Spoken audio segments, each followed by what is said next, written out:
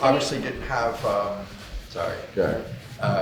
Jalen in the Arizona State game, but it did kind of confirm to me that that's a tough matchup for you guys. Yeah. We still play. We still, whenever a guy's out, I think a lot of it is too much is made of it at times. The question is, did you have preparation with the guy being out? Because then you had preparation. So, but we still were, so we still played 5-on-5. They beat us fair and square. They made shots. They were great that night. Bobby's a guy that I have tremendous respect for.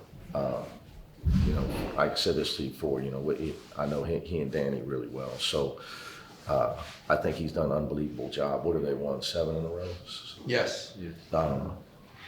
He's done an unbelievable job adjusting and with Verge being a factor for them as a new guy and getting their guys to defend. I think that a lot, they play fast, but they create a lot of turnovers, and I don't think they get the credit for their defense. Their defense is the reason. They made shots, but they turned us over.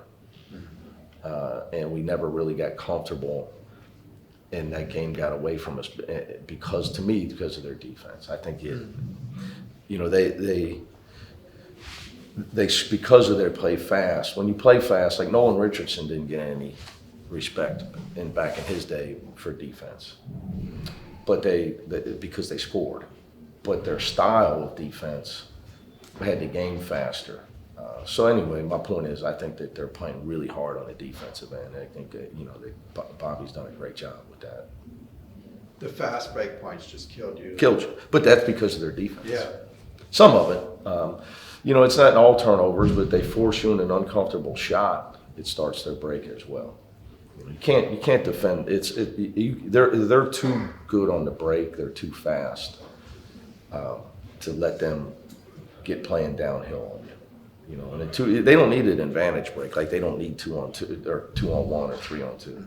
If they get 2-on-2, they're going to score. How does it feel to come home to kind of a first place showdown at this point of the season?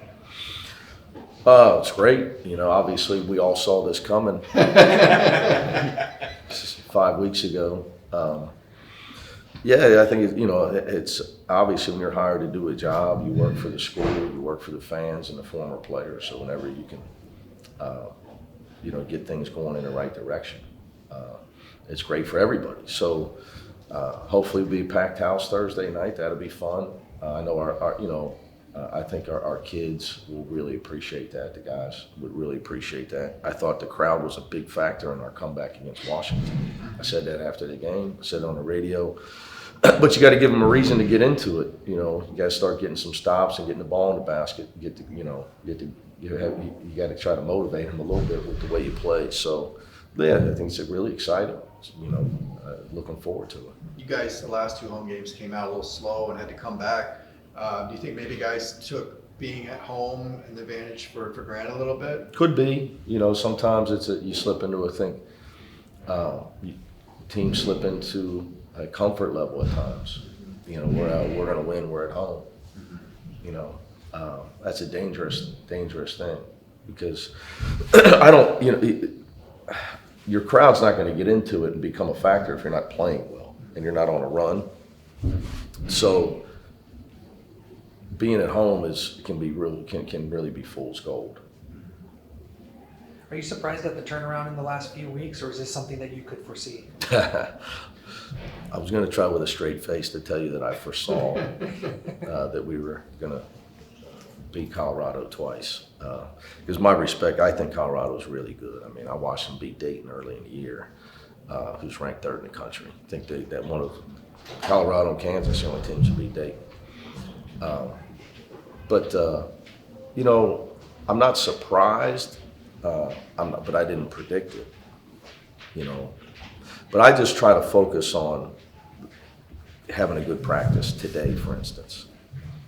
I think that the players follow the lead that you give them as a coaching staff. So, I think everybody on the outside, the sky was falling. Now it's all, Well, it is beautiful and sunny. We're in Westwood. If you're a recruit, it's how it is here. Now everything's rosy, but it's not going to be if you get beat. So you got to know that. So you just try to stay focused on what you're trying to do, which is build your program and also help your players get better individually. So I just go try to teach every day. Was there a moment when the guys really started to gel with your philosophies? It just started to click? That's the most asked question of the last 2 weeks. Every announcer, every TV guy. No, I can't. I can't say there is. I think that it's just been a process of daily just keep teaching. And my friend Larry Eustace's, I think he's working for the Jazz now. We stay in touch. He's a West Coast guy. He's helped me with my transition to somebody to talk to about basketball out here. He had a great line for me when we were struggling. He said, you're building it, regardless of the results. People don't see it, but if you're in practice, you see it. Eventually, if you just keep building, the focus, the results will change and people will see them. The problem is, when the guy's building a building, sometimes you're working on the interior, so you're driving by and it doesn't look good. Eventually, eventually it'll change and it'll get built. But you got to. There's parts of what you're doing that don't show up in results, which was helpful. We talked about that. It was helpful because we were talking about we had a great practice before our North Carolina game and didn't get the job done in the game. It was like, eventually we will play like we practice. We just have to keep practicing the way we're practicing. So we were practicing this way all year. It just took us a while to figure out how to win at game time. And some of that's like real X and O adjustments that we had to do. David had to get some experience. I just told Ben this, people don't realize my first 6 months, David and Tiger did not practice. So, with today's rules in the off season, all the time you get, I know I kept trying to tell you guys this. It took David got cleared to practice like a week before our opener. Tiger got cleared in late September. So those guys started guard for us. So our, the first 5-6 months of putting in what you're doing, those guys weren't on the floor. So we were just way behind. And Tiger didn't even play basketball last year. So it was that was, there was a lot of factors into why, but can you talk about your players a little bit? Yeah, they get all the today credit. Quit. Yeah, people keep saying that. I'm not in my neighborhood, but yeah, I hear you. People, people say that. I always look at I coach backwards from the thing of every kid wants to play well. They want to do well. We just have to show them how to do it. That's our job as a teacher. Everybody wants to do well in your class. Okay, so and if eventually you figure out, well, they just don't care, then they don't need to be in your class. But I work from the angle that they all want to be good players. They all want to win. They all want to have a good team. You just got to show them how to get there. And it maybe wasn't the way that they've been doing it their whole life. So it's just, it's your coaching staff's job to show them how to get there. You guys have had 5 different leading scorers in the last 9 games. You always have interesting stats. Yeah, and I could kind of take 2 views on that. It's like it's good that you have different people step up, but then on the same token, do you want more reliability? Yeah, hey, it doesn't hurt to have LeBron on your team or Kawhi, knowing you can just, a guy can just get you a bucket when the game's on the line. But,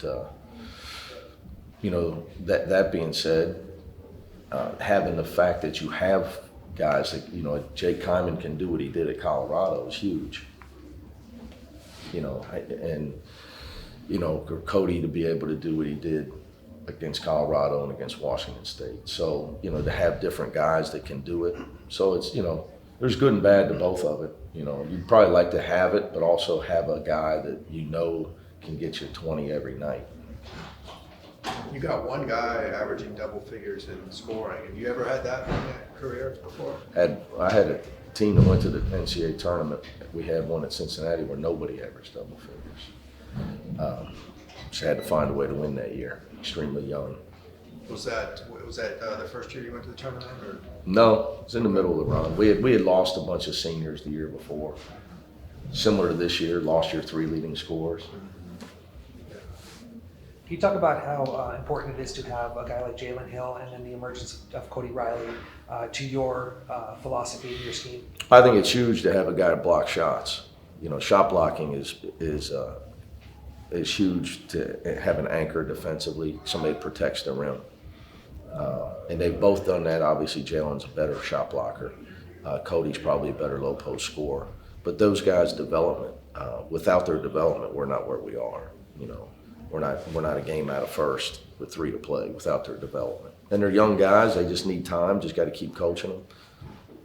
You know, I think conditioning for both of them has been extremely important on how to play major minutes and get in the shape it takes to play major minutes. And how to play with discipline. You know, like, you know, you saw early in the year, they both, frustration, technical fouls, you know, things that maybe I don't know if they, you know, obviously I didn't know them before. They've been great since I got here. You know, I tell them something, yes, sir, you know. So that it's allowed them to develop their attitude, their coachability's allowed them to get better. Where do you see that biggest turnaround in Cody? 2 things: conditioning, extreme difference in his conditioning, and then second, taking his time on the offensive end. I still think he's, you know, he's still got he's the way he's built like a tank. You know, it's always going to be a challenge. That the conditioning parts, it can always be a challenge for him. But as it improves, I think you'll see him continue to improve as a player as his conditioning improves. But it's a lot easier for him, a lot easier for a guy like Chris Smith to run than Cody. Just genetically, it just is what it is.